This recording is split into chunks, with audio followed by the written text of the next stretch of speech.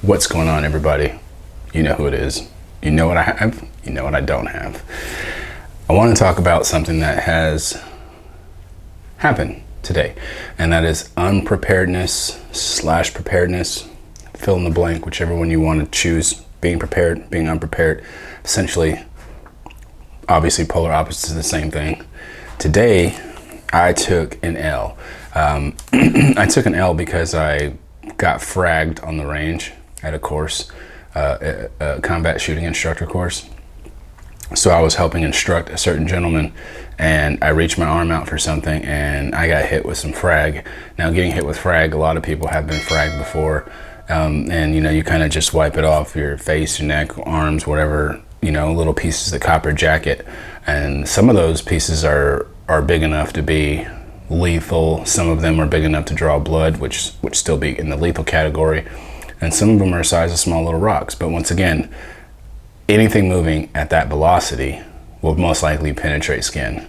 And today I actually took my worst frag. Now, I'm not dead, I'm not dying, clearly I'm making this video. But that's not all I wanted to say. So today when I was leaving, I didn't even have my magazine pouches on my battle belt. So I was using my M4 pouches with magazines for my M18 in it, and something didn't feel right, and I was like, I feel like I'm just off, like I don't have everything I need. But before I even did that, I had my IFAK or blowout kit or med kit or whatever you guys call it, wherever you are. I have one. I've got a few of them dedicated specifically to my needs, and sure enough, I get fragged and I don't even have my med bag or anything on my battle belt.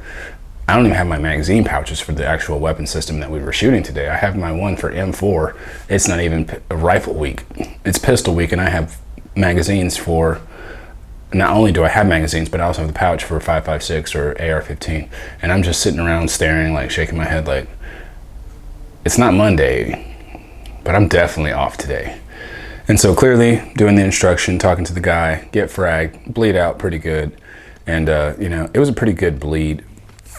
It wasn't anything too crazy that you can't get in the kitchen just doing some stuff, but it was just the fact that it could have been any other body part. It could have been my eyes. It could have been, you know, you're over there with those dudes who like, and it could have been a dang tooth got chipped, knocked out, whatever it may be, because it definitely hit hard enough where it moved my arm, not just hit and went in my arm, it hit and moved my arm. I felt it instantly.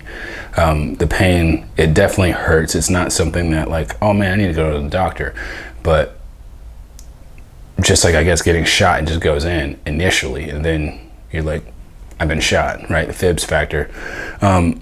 So yeah, if you're out there training, especially if you're shooting SRT, steel reactive targets, or something like that, AR-500, AR-400, make sure you are at the MSD, the minimum safe distance. That is very important. If you are not at those safe distances, that's where these fragmentation coming back and splatter tend to occur. Now, I was at 7 yards. I was shooting 9mm ball ammo on AR-500 steel targets that had a 10 to 20 degree deflection angle, and the dispersion angle was anywhere from like 45. There was a lot of different steel targets. There was about 9 of them being shot by the students, and the instructor students is what we like to call them. They're all instructor students, but they instruct when they're not being the student. So, and we're all in the military. Every one of us are TCCC qualified at a bare minimum. I am TCCC qualified. I have a full med kit in my trunk with oxygen, like full everything, right? And so does someone else. So I don't feel like I was completely unprepared, because I thought about that this morning when I left my IFAK. It's like, you know what? I have an entire med kit in the back of my car. Why am I worried about just a small IFAK? But sure enough, getting hit, you know, you never think it's going to be you. What happens when one of the instructors go down?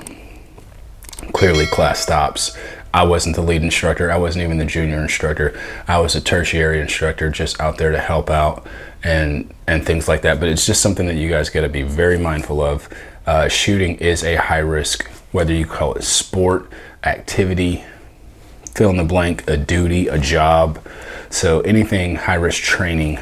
I've been a high risk training instructor. Every instructor tour I've ever done in the military, flying in an aircraft alone is high risk training, regardless.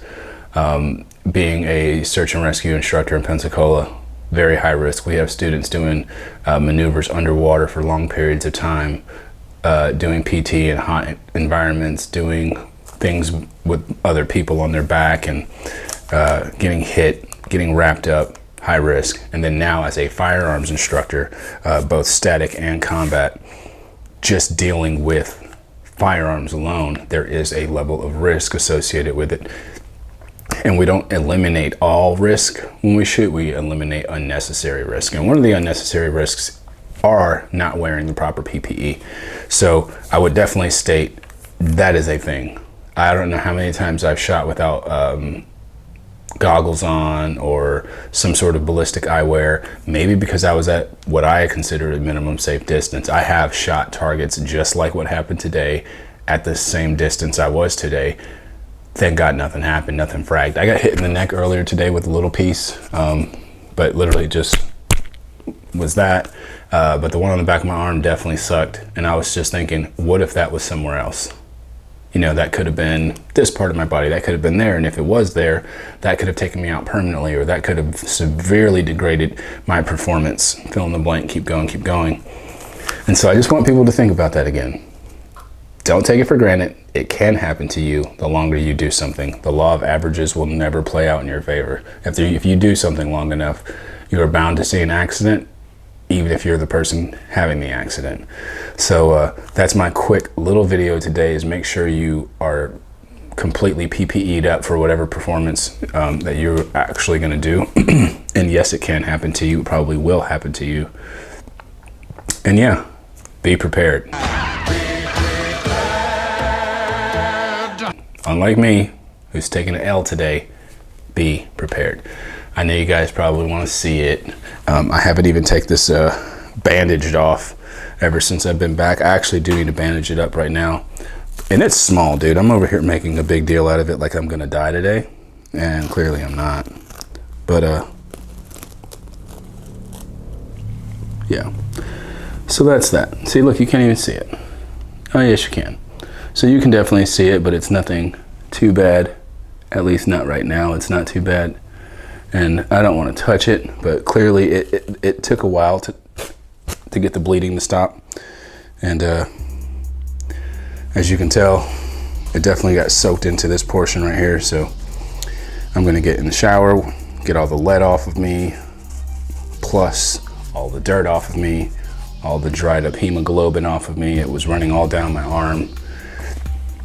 So yeah, be prepared. And if you do this, like I stated, it's not when it's going to happen or if it's going to happen, but when. So once again, ending it. That's my video. Leave a comment down in the comment section if you've ever experienced anything even close or remotely close to that. And I'll see you next time. And I'm out. Peace.